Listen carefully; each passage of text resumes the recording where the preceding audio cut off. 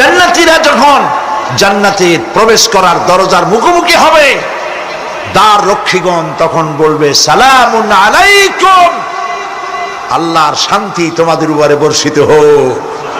সুবহানাল্লাহ। দুনিয়ার টাটকা টাটকা সুখগুলি দুই পা দিয়ে ঠেলে দিয়েছো, টাটকা সুখগুলি গ্রহণ করো নাই, হারাম খাও নাই, আল্লাহর দ্বীন কায়েমের জন্য রক্ত দিয়েছো, জীবন দিয়েছো, কষ্ট করেছো, আল্লাহকে ভয় করেছো। আমাদের সালাম গ্রহণ করো, জান্নাতের মধ্যে ঢুকে যাও চিরকালের জন্য। সুবহানাল্লাহ। আর বাইরে হওয়া লাগবে না, চিরকাল এই জান্নাতের মধ্যে তোমরা বসবাস করতে পারবে, আল্লাহ রাব্বুল আলামিনের ফেরেশতারা বলে দিবেন। জান্নাতের মধ্যে আল্লাহ পাক হুরদের সঙ্গে জান্নাতীদের বিয়ের ব্যবস্থা করে দিবেন। কোরআনে কারিমে আল্লাহ পাক বলেন মুত্তাকিনা আলা সুরুদিম মাসফুফাতিন ওয়া যাওয়াজনাহুম বিহুরিন ঈন। সামনাসামনি ভাবে সাজানো সারি সারি আসন সমূহের উপর তারা ঠেস লাগায় বসে থাকবে, আর আল্লাহ রাব্বুল আলামিন হুরদের সাথে জান্নাতীদের বিয়ের ব্যবস্থা করে দিবেন। যেসব হুরের সঙ্গে বিয়ে হবে তাদের আল্লাহ পাক বিবরণ দিচ্ছেন কি রকম হবে তারা। লাম ইয়াতমিসহুন্না ইনসুন ওয়ালা জান, এর পূর্বে জিন এবং ইনসান এদেরকে কেউ স্পর্শ করে নাই। কি রকম তারা? কাআন্নাহুন্নাল ইয়াকুতু ওয়াল মারজান, যেমন ঝিনুকের ভিতরে মণিমুক্তা থাকে এইভাবে আল্লাহ পাক তাদেরকে পবিত্র করে রেখে দিয়েছেন। আমার প্রিয় ভাইরা, আল্লাহ রাব্বুল আলামিন কোরআনে কারীমের ভিতরে বলেছেন ফাবিআইয়ি আলা'i রাব্বিকুমা তুকাযযিবান। জান্নাত দান করে আল্লাহ পাক এবার জান্নাতীদেরকে সম্বোধন করে বলবেন ইয়া ইবাদি লা খাউফুন আলাইকুমুল ইয়াওমা ওয়ালা আনতুম তাহজানুন। হে আমার বান্দারা, লা খাউফুন আলাইকুমুল ইয়াওম, আজ আর কোনো ভয় নাই। সুবহানাল্লাহ, সুবহানাল্লাহ। আজ আর কোনো ভয় নাই, কোনো চিন্তাও নাই, আরামে এই জান্নাতের মধ্যে বসবাস করো। এরপরে আল্লাহ পাক জিজ্ঞেস করবেন ও আমার জান্নাতীরা, আমি যেসব ওয়াদা করছিলাম আমার ওয়াদা মোতাবেক সমস্ত নিয়ামত পেয়েছো? তারা বলবে হ্যাঁ পেয়েছি, সব নিয়ামত আপনার ওয়াদা মোতাবেক সব পেয়েছি। আল্লাহ রাব্বুল আলামিন বলবেন সব পাও নাই, ওয়ালাদাইনা মাজিদ, আমার কাছে আরো বেশি আছে। সুবহানাল্লাহ, আমার কাছে আরো বেশি আছে। জান্নাতীরা বুঝবে না সে আরো বেশিটা কি, এর থেকে আর বেশি কি। প্রিয় ভাই সব, নবী করিম সাল্লাল্লাহু আলাইহি সাল্লাম বলেছেন জান্নাতের সুখ আর শান্তি কোন চোখ নাই যা দেখেছে, যা কোন অন্তঃকরণ নাই যা কল্পনা করতে পেরেছে। এই জান্নাত মুত্তাকিদের জন্য আল্লাহ রাখছেন। সুবহানাল্লাহ। জান্নাতীরা ভাবতেও পারবে না সেই নিয়ামতগুলি কি। প্রিয় ভাই সব, সেই মুহূর্তে আল্লাহর নবী মুহাম্মদুর রাসূলুল্লাহ সাল্লাল্লাহু আলাইহি ওয়াসাল্লাম বলবেন রব্বুল আলামিন, আমার উম্মতেরা জান্নাতীরা বুঝতে পারে নাই আপনার কাছে কি নিয়ামত আরো বেশি আছে। আমার এই উম্মতেরা জান্নাতীরা আপনার ওয়াদা মোতাবেক সব পেয়েছে, কিন্তু একটি জিনিস এখনো তাদের কিসমতে হয় নাই। সেই জিনিসটা হলো যারা তার রবকে না দেখে শুধু কোরআন আর হাদিসের কথা শুনে আরবের ঘুম হারাম করে তাহাজ্জুদের নামাজ আদায় করেছিল, চোখের পানি ফেলেছিল, যারা জান্নাত দেখে নাই, জাহান্নাম দেখে নাই, আপনাকে ভয় করে যারা জীবন পরিচালনা করেছিল, যারা আপনাকে দেখে নাই, না দেখে শুধু কোরআন হাদিস বিশ্বাস করে যারা অকাতরে নিজেদের জীবন বিলায় দিয়েছিল, এই জান্নাতীরা এখন পর্যন্ত তার রবকে দেখতে পারে নাই। আল্লাহ রাব্বুল আলামিন তার সামনে থেকে 70,000 পর্দা সরে যাবে। আল্লাহ পাক বান্দাদের আরজি পুরা করার জন্য জান্নাতীদের সামনে তিনি জালোয়া ফরজ হবে। কোরআন শরীফের ভিতরে আল্লাহ পাক বলেন, জান্নাতীরা তারা আল্লাহর দিকে, জান্নাতীরা তার রবের দিকে তাকিয়ে থাকবে, আর রব তার বান্দাদের দিকে তাকায়া থাকবে। প্রাণ ভরে জান্নাতীরা রবকে দেখবে, সুবহানাল্লাহ, আল্লাহ পাককে দেখবে। প্রাণ খুলে আজ দোয়া করি রব্বুল আলামিন, জান্নাতের যেই পরিবেশে যেই জায়গায় তুমি দয়া করে তোমার গোলামদেরকে তুমি নিজেই দর্শন দিবে, দেখা দিবে। মনিব গো, ও আমাদের রব, আজ এই বিশাল জনসমুদ্র নিয়ে তোমার দরবারে আবেগ ভরা কণ্ঠে বলি, যেই অনুষ্ঠানটি তুমি এমন মুবারক অনুষ্ঠান করবে যেখানে তুমি জান্নাতীদেরকে দেখা দিবে, ওই জান্নাতের কোনো একটি, ওই অনুষ্ঠানের কোনো একটি কোনায় কানায় আমাদেরকেও দাঁড় করাইয়া দেখার তো।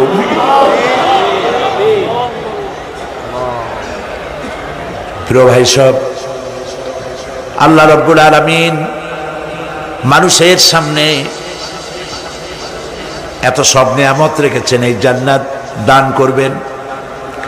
এরপরে আল্লাহ রাব্বুল আলামিন কোরআনে কারীমের মধ্যে বলেছেন, রব্বিস সামাওয়াতি ওয়াল আরদি ওয়া মা বাইনাহুমার রাহমানি লা ইয়ামলিকুনা মিনহু খিতাবা। এসব পুরস্কার রয়েছে তোমাদের সেই রবের পক্ষ থেকে যিনি আকাশ আর জমিনের মালিক। সুবহানাল্লাহ বলবেন না? যার সামনে কথা বলার ক্ষমতা কারো হবে না। এটি একটি মারাত্মক কথা। কিয়ামতের দিন আল্লাহর দরবারে কেউ কথা বলতে পারবে না আল্লাহর নির্দেশ ছাড়া। একটি আকীদা পরিষ্কার করে নিয়ে যান আপনাদের, সে আকীদাটা এভাবে পরিষ্কার করুন, কোন পীর সাহেব, কোন খাজা বাবা, কোন মাওলানা, কোন মুহাদ্দিস, কোন বুজুর্গ আপনাকে সুপারিশ করতে পারবে না যদি না আল্লাহ পাক তাকে কথা বলার তৌফিক না দেন। মনে থাকবে এটা। আয়াতুল কুরসির ভিতরে আমরা পড়ি, মান যাল্লাযী ইয়াশফাউ ইনদাহু ইল্লা বিইজনিহি। আল্লাহ পাক বলেছেন কিয়ামতের দিন আল্লাহর দরবারে কার সাহস আছে কথা বলতে পারে? মান যাল্লাযী ইয়াশফাউ ইনদাহু ইল্লা বিইজনিহি। আল্লাহর অর্ডার ছাড়া, হুকুম ছাড়া আল্লাহর সামনে কথা বলার সেদিন কেউ থাকবে না। সুবহানাল্লাহ। কেউ কথা বলতে পারবে না। সুপারিশ করতে হবে আল্লাহ যারে বলেন তুমি করো, অমুকের জন্য করো, সেই ব্যক্তি শুধু তার জন্যই করতে পারবে, আর কেউ কথা বলতে পারবে না। সেই কঠিন হাসরের ময়দান, যেদিন শুধুমাত্র আল্লাহ পাক কথা বলবেন, আর যারে বলতে বলবেন সেই কেবলমাত্র বলতে পারবে। সুপারিশ এটি আল্লাহ পাক কিয়ামতে পারমিশন দিলে বলা যাবে। হযরত ইব্রাহিম আলাইহিস সালাম কিয়ামতের দিন তার নিজের পিতা সম্পর্কে সুপারিশ করবেন, রব্বুল আলামিন আমার আব্বার জন্য সুপারিশ করতেছি, মেহেরবানি করে জাহান্নাম থেকে তারে আপনি রক্ষা করুন। আল্লাহ রব্বুল আলামিন বলবেন, ইব্রাহিম তোমার সুপারিশ মঞ্জুর হবে না। প্রিয় ভাই সব, একটু মাথা খাটান, চিন্তা করেন। উলুল আযম পয়গম্বর, জাতির পিতা। কে জাতির পিতা? চিল্লায় বলুন, কলিজা সাফ করে ফেলুন। মুসলমানদের জাতির পিতা হাফিজ হাবিব কেউ হতে পারে না।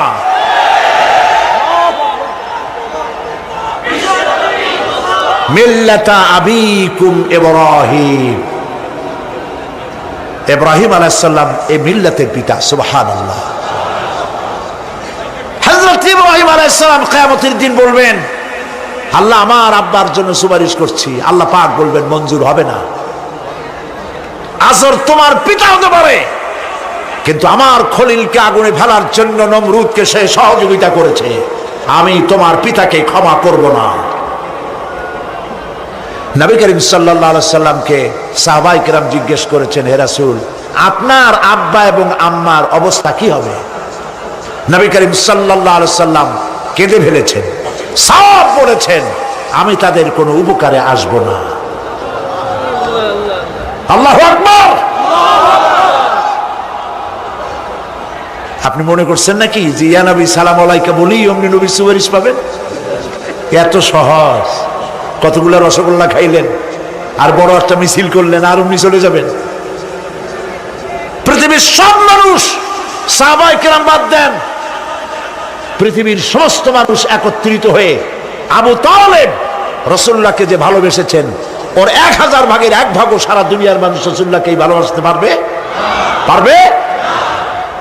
নিজের ছেলে আলীকে, আলী রাদিয়াল্লাহু তাআলা আনহুকে আলাদা বিছানায় শোয়াইয়া, ছোট্ট মানুষ হযরত আলী আলাদা জায়গায় রাখিয়া মুহাম্মদুর রাসূলুল্লাহ সাল্লাল্লাহু আলাইহি সাল্লাম এতিম মানুষ, তারে কলিজার সাথে বুকের মধ্যে আশ্রয় দিয়ে আগলে রেখেছেন বুক ভরে। সেই আবু তালেব মৃত্যুর সময় নবী করিম সাল্লাল্লাহু আলাইহি সাল্লাম বলেছিলেন, চাচা একটি বার আমার কানে তাওহীদের কালেমা শোনায় দেন। আবু তালেব, তার কিসমতে ছিল না কালেমা। মরে যাওয়ার পর একজন সাহাবী বলেছিলেন, ইয়া রাসূলুল্লাহ, মৃত্যুর সময় আবু তালেবের মুখ আমি নড়তে দেখেছি, তিনি কালেমা পড়েছেন সম্ভবত। রাসূলুল্লাহ সাহেব বলেছেন, আমি শুনি নাই। এত ভালোবাসার পরেও হাদিস শরীফে এসেছে আবু তালেব জাহান্নামে যাবে। কোথায় যাবে? জাহান্নামে। সবচাইতে কম আযাব হবে কার? আবু তালেবের। কম আযাবটা কি? হাদিস শরীফে এসেছে কম আযাব হলো জাহান্নামের আগুন দিয়ে 1 জোড়া জুতা তৈরি করে আবু তালেবের পায়ে পরিয়ে দেওয়া হবে। সেই জাহান্নামের আগুনের তৈরি করা জুতার তাপে আবু তালেবের মাথার ঘিলুগুলো টকবক করে বউ পড়তে লাগবে। এত ভালোবেসে যদি কিয়ামতে উপায় না হয়, আপনি ইয়া নবী সালাম আলাইকা, ইয়া রাসূল সালাম আলাইকা, আর কতগুলো জিলাপি খাইলেন, বড় একটা মিছিল করলেন। প্রিয় ভাই সব, এইসব বেদাত ছাড়ুন, এগুলি সুস্পষ্ট বিদআত। রাসূলুল্লাহকে ভালোবাসবেন, সাহাবীরা যেভাবে ভালোবেসেছেন ওইভাবে ভালোবাসবেন। আল্লাহ রাব্বুল আলামিন বলেন, যালিকাল ইয়াউমুল হক ফামান শাআ আত্তাখাযা ইলা রাব্বিহি মাআবা। এই দিনটি অবশ্যই আসবে, সেদিনটি নিশ্চিতভাবে আসবে। আর এখন যার ইচ্ছা সে তার রবের দিকে অগ্রসর হোক।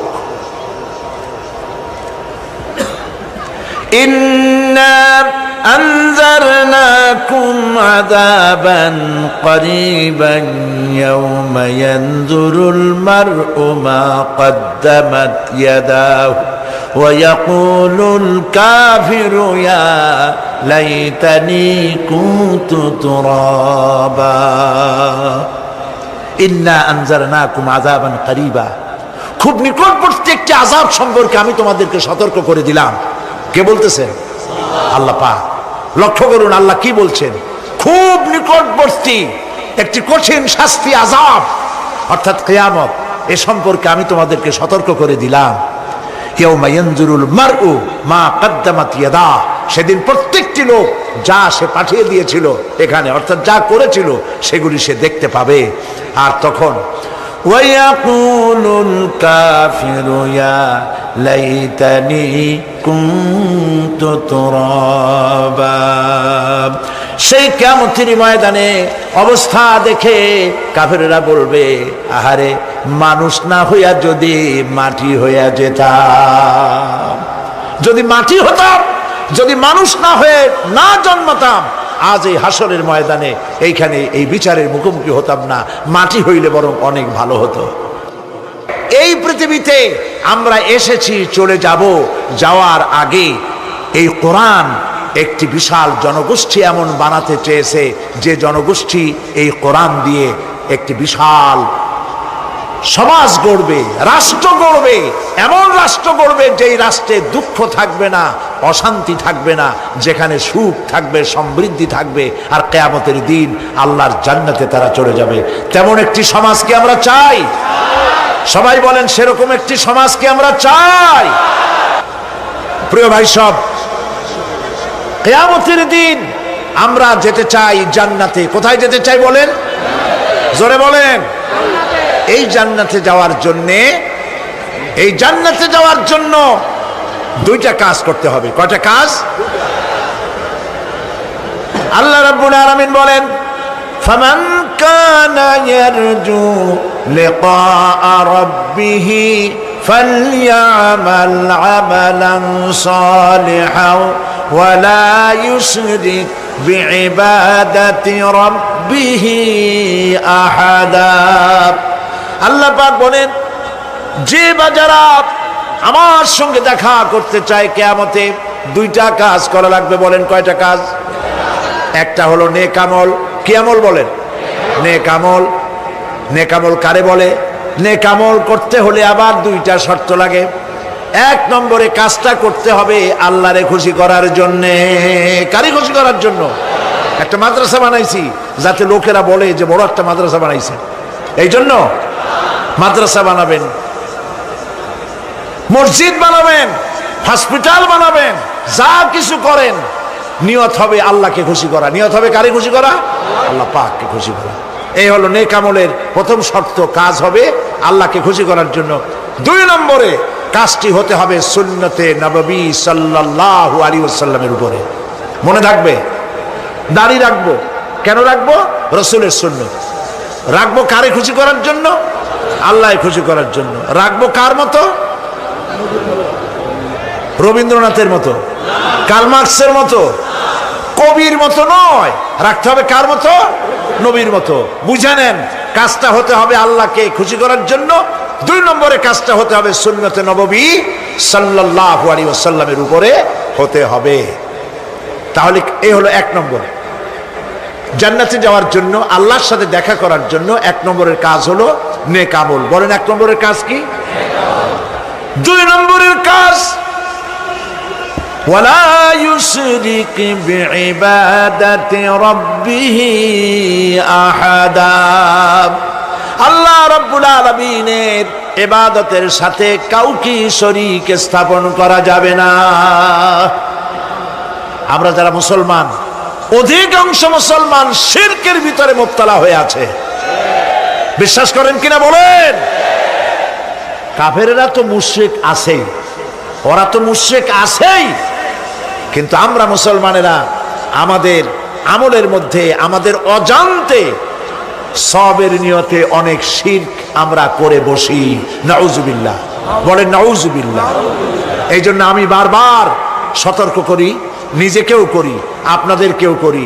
এই কারণে করি, শিরকের গুনাহ আল্লাহ মাফ করবেন না। ইন্না শিরকা লাযুলমুন আযীম। শিরক মস্ত বড় অপরাধ, জল, আল্লাহ মাফ করবেন না। আল্লাহর কাছে কান্দে কান্দে মাফ চাওয়া লাগবে যে আল্লাহ শিরক থেকে আমাকে রক্ষা করো, বাঁচাও। অনেক গোপন শিরক আছে। মাজারে যান, পীর সাহেবের কাছে যান, মনে যদি নিয়ত থাকে উনি ফু দিলে আমি ভালো হবই, উনি তাবিজ দিলে আমার বাচ্চা হবেই, উনি আমারে দয়া করলেই আমার ব্যবসায় উন্নতি হবেই, এইটার নাম শিরক। এটার নাম কি? ওয়াইজা সাআলতা ফাসআলিল্লাহ ওয়াইজা ইসতাআনতা ফাসতাইন বিল্লাহ। যা বলার আল্লাহরে বলো, আর যা চাওয়ার কার কাছে চাও? চিল্লায় বলেন। কলিজাটাকে পরিষ্কার করে যান আজকের মাহফিলে। এই কলিজায় কারো প্রতি কোনো ভয় রাখবো না আল্লাহ ছাড়া। ভয় করবো কারে বলেন? মহব্বত আল্লাহ ছাড়া, এত বেশি মহব্বত আর কাউকে করব না। আল্লাহ তাআলা আমাদের কলিজায় তোমার ভয় এবং মহব্বত দিয়ে ভরে দাও। রাসূলের মহব্বত দিয়ে আমাদের দিলকে ভরে দাও। বিশ্বাস করুন ভাই সাহেব, কোরআন শরীফ আমার সামনে, বিশ্বাস করুন, দেশি পীর বিদেশি পীর খাজা বাবা দেশি এবং বিদেশি, কেউ আপনার ভাগ্য বদলাই দিতে পারবে না। এই পিছনে দৌড়ায় দৌড়ায় কোনো লাভ নয়। এতক্ষণ মসজিদের ভেতরে বসে আল্লাহর কাছে কাঁদেন। ওয়াকালা রাব্বুকুম উদউনি আস্তাজিব লাকুম। তোমার রব বলেছে আমারে ডাকো, আমি ডাকের সাড়া দিয়ে দেব। সুবহানাল্লাহ। আর আল্লাহ বলেছেন আমার ইবাদতের সাথে কাউকে শরীক করবে না। খবরদার। আলাইসাল্লাহু বিকাফিন আবদা। আল্লাহ প্রশ্ন করছেন আলাইসাল্লাহু বিকাফিন আবদা, আমি কি আমার বান্দার জন্য যথেষ্ট নই? চিল্লায় বলুন অবশ্যই যথেষ্ট।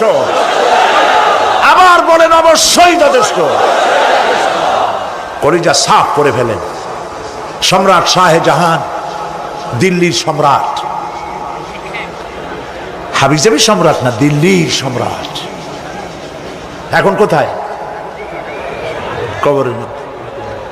কবি বলতেছেন শাহনে জাহাঁ কো जिन्हें फकर से देते थे बाज, शाहने जहां को जिन्हें फकर से देते थे बाज, वाज कब्र में है सूरह अलहम्दु की मोहताज।